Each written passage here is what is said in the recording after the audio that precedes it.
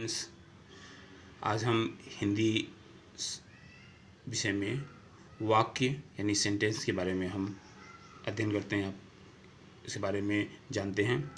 वाक्य क्या होते हैं? वाक्य हैं वर्णों के समूह से शब्द बनते हैं, यानी जो वर्ण होते हैं, भाषा की सबसे छोटी इकाई क्या होते हैं? वर्ण होते हैं। तो इनके समूह से यानी वर्णों के समूह से शब्द बनते हैं तथा शब्दों के सार्थक समूह से वाक्य बनते हैं। सार्थक समूह जिसका कोई अर्थ हो, जो सार्थक हो। वाक्य के सभी पद मिलकर पूरा अर्थ प्रकट करते हैं, यानी कि जब सभी वाक्य शब्द मिल जाते हैं अलग अलग, तो वो मिलकर पूरा अर्थ प्रकट करते हैं। शब्द जब वाक्य में प्रयुक्त होते हैं तब उन्हें पद कहा जाता है। इस प्रकार सार्थक पदों का ऐसा समूह जो पूर्ण अर्थ तथा भाव को स्पष्टतः अभिव्यक्त करे वाक्य कहलाता है। क्या कहलाता है? यानी कि एक बार और देखते हैं। सार्थक पदों का ऐसा समूह जो पूर्ण अर्थ तथा भाव को स्पष्ट अभिव्यक्त करे वाक्य कहलाता है। यानी कि शब्द जब तक किसी वाक्य का अंग नहीं बनते तब तक वो क्या होते हैं? शब्द ही रहते हैं। और जब शब्द वाक्य में प्रयोग हो जाते हैं, यानी वाक्य में प्रयोग किए जाने लगते हैं, तब क्या है? वह पद कहलाने लगते हैं। और वाक्य में प्रयोग होने पर शब्द की आकृति में जो है आकृति और रूप में परिवर्तन किया जाता है। इस परिवर्तन के सहायक शब्दों को क्या कहते हैं? व्याकरण में विभक्ति कहा जाता है। अब वाक्य व्याकरण की संबंधी विशेषताएं, वाक्य की व्याकरण संबंधी विशेषताएं। वाक्य की व्याकरण संबंधी विशेषताएं क्या क्या होती हैं? पहले देख लेते हैं हम। इसकी 3 विशेषताएं होती हैं। आकांक्षा। आकांक्षा क्या होती है? कि किसी पद को यानी जब हम वाक्य प्रयोग शब्द प्रयुक्त होते हैं तो पद कहलाते हैं। तो किसी पद को पढ़ने या सुनने के बाद लेखक या वक्ता यानी जो कह रहा है उसके विचारों और भावों की जानकारी प्राप्त करने के लिए श्रोता या पाठक के मन में जो सुनने या पढ़ने की जो स्वाभाविक जिज्ञासा उत्पन्न होती है उसे कहते हैं आकांक्षा। जैसे हमने कहा कि कृष्ण, तो कृष्ण के संबंध में एक जिज्ञासा होगी कि अब आगे क्या होगा। हम कुछ सुनते हैं तो हम कहते हैं और आगे क्या है, तो हमारे अंदर एक जिज्ञासा आकांक्षा हो जाती है कि हम उसके आगे क्या हो, यानी कि जो हमारे उत्कंठा उत्पन्न होती है उसे ही हम कहते हैं आकांक्षा। और ये आकांक्षा यानी जिज्ञासा तभी शांत होती है जब हम उस पूरे वाक्य को पढ़ नहीं लेते या उसके बारे में जान नहीं लेते हैं। अब सेकंड आता है योग्यता। योग्यता क्या है? जिसके द्वारा वाक्य का अन्वय करने के उपरांत उसके अर्थबोध में किसी प्रकार की बाधा उपस्थित न हो, उसे योग्यता कहते हैं। यानी कि उसके अर्थ को समझने में किसी प्रकार के कोई कठिनाई उत्पन्न न हो, उसे हम क्या कहते हैं? योग्यता कहते हैं। जैसे ये कहा जाए कि आपने मूवी देखी होगी तानाजी की, तो कहा कि तानाजी शिवाजी की आज्ञा पाकर सिंहगढ़ की ओर जाते हैं। यह एक पूर्ण सार्थक वाक्य है और सभी पदों के जो अर्थ हैं वो अच्छी तरह से ज्ञात हो जाते हैं, क्या क्या कहा जा रहा है। और सभी पद अपने में एक योग्यता रखते हैं। इसमें कोई कठिनाई नहीं हो रही कि पूरे वाक्य को हम सही तरीके से जान सकें, उसमें कोई कठिनाई उत्पन्न नहीं हो रही है। नेक्स्ट आता है शब्द क्रम। इसका तीसरी विशेषता जो होती है वाक्य की, वो है शब्द क्रम। शब्द क्रम आकांक्षा और योग्यता के रहने पर भी वाक्य में शब्दों का क्रम न रहे तो वह पूर्ण अर्थ का द्योतक या कहते पूर्ण अर्थ के बारे में जानकारी नहीं दे सकता।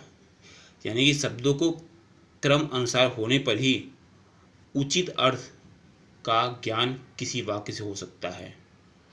अगर वाक्य में कुछ शब्द आगे पीछे लिखे जाते हैं तो वह एक सही अर्थ का बोध नहीं कराते, तो वह न तो आकांक्षा उत्पन्न करते हैं और न ही उसमें योग्यता होती है।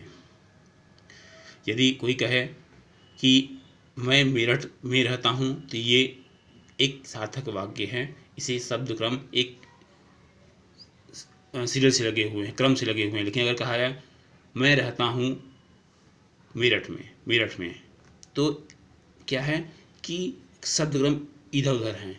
इसे समझने में या इसमें जिज्ञासा उत्पन्न में कठिनाई होती है, जिज्ञासा उत्पन्न नहीं होती है। अब आता है वाक्य की साहित्य संबंधी विशेषताएं। ये है वाक्य की साहित्य संबंधी विशेषताएं में भी 3 विशेषताएं होती हैं। पहला स्पष्टता। स्पष्ट वाक्य, किसी वाक्य का स्पष्ट होना ही सबसे बड़ी विशेषता होती है, जो एक व्यक्ति के या सुनने वाले के हृदय पे, मस्तिष्क पर एक तरह से सीधी चोट करता है, जो उसके मन को प्रभावित करता है। स्पष्ट वाक्य इतने सरल होते हैं कि इनके सुनते ही और पढ़ते ही श्रोता के मन में एक भावनाओं का समुद्र यानी उद्वेग जो होता है, विचारों का कह सकते हैं, एक लहरें उत्पन्न होने लगती है। तो स्पष्टता किसी भी वाक्य की बहुत बड़ी सबसे बड़ी विशेषता है। नेक्स्ट है समर्थता। कोई भी वाक्य जो पाठक के या कह सकते हैं श्रोता के, सुनने वाले के सोई हुई भावनाओं को जगाने में समर्थ हो, उसमें समर्थता का गुण होता है।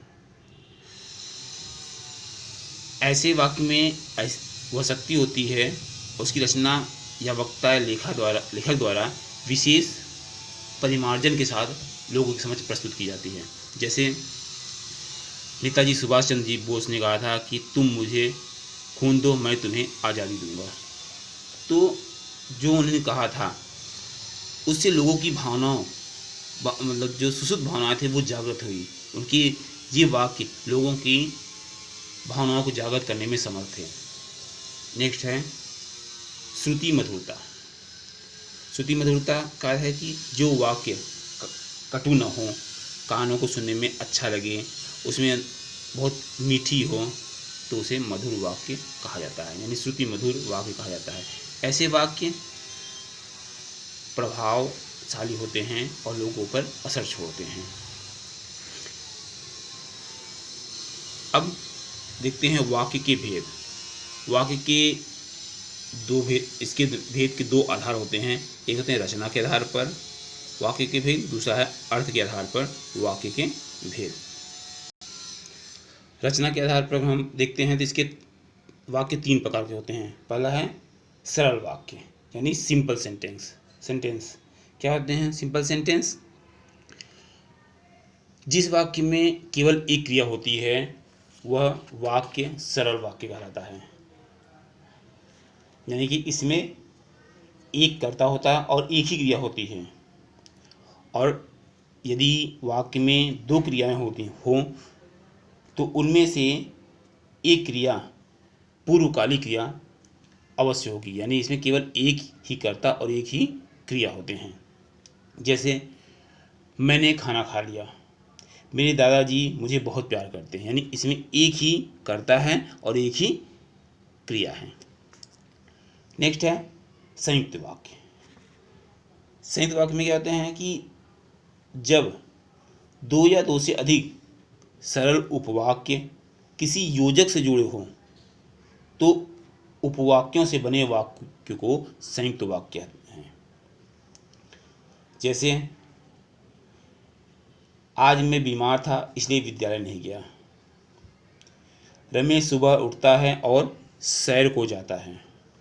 इसमें क्या है 2 वाक्य उपवाक्य इसमें जुड़े गए हैं, यानी कि एक मुख्य वाक्य है और एक उस पर आश्रित उपवाक्य है जो योजक शब्द यानी कि और, परंतु, लेकिन, इसलिए, या इन सबसे जुड़े होते हैं। यदि इन शब्दों को हटा दें तो ये वाक्य अलग अलग एक स्वतंत्र वाक्य बन जाते हैं। जैसे जैसे मैं उसके घर गया लेकिन वह नहीं मिला। ये क्या है? ये संयुक्त वाक्य है। इसमें किससे जुड़ा है? लेकिन से जुड़ा है। लेकिन अगर हम इसे लेकिन शब्द को हटा दें तो लिखेगा मैं उसके घर गया वह नहीं मिला, ये दोनों स्वतंत्र हो गए, लेकिन एक योजक यानी लेकिन से जुड़े हुए हैं, इसे संयुक्त वाक्य कहते हैं। नेक्स्ट है मिश्रित वाक्य। मिश्रित वाक्य क्या है?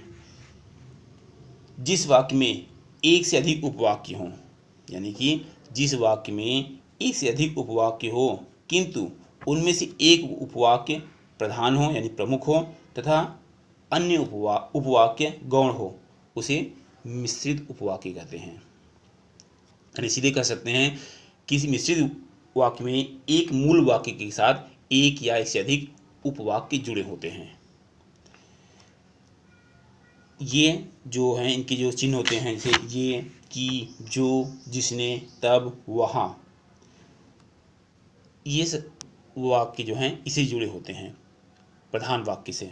जैसे उस लड़के को बुला लाओ जो सबसे लंबा हो, उस लड़के को बुला लाओ जो सबसे लंबा हो, इसमें एक मुख्य वाक्य है, बाकी जो हैं ये उपवाक्य हैं जो मुख्य वाक्य से जुड़े हुए हैं।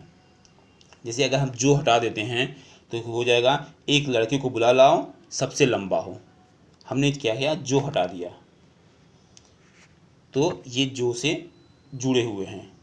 नेक्स्ट, जहाँ भी मैं उसके घर गया वह सोता हुआ मिला, जब भी मैं उसके घर गया वह सोता हुआ मिला, यानी कि अगर हम वह हटा दें तो हो जाएगा जब भी मैं उसके घर गया सोता हुआ मिला। वो दोनों स्वतंत्र यानी दोनों वाक्य स्वतंत्र हो गए। तो इस प्रकार मिश्रित वाक्य होते हैं, इनमें एक उपवाक्य प्रधान तथा अन्य उपवाक्य जो होते हैं ये सेकेंडरी यानी गौण होते हैं।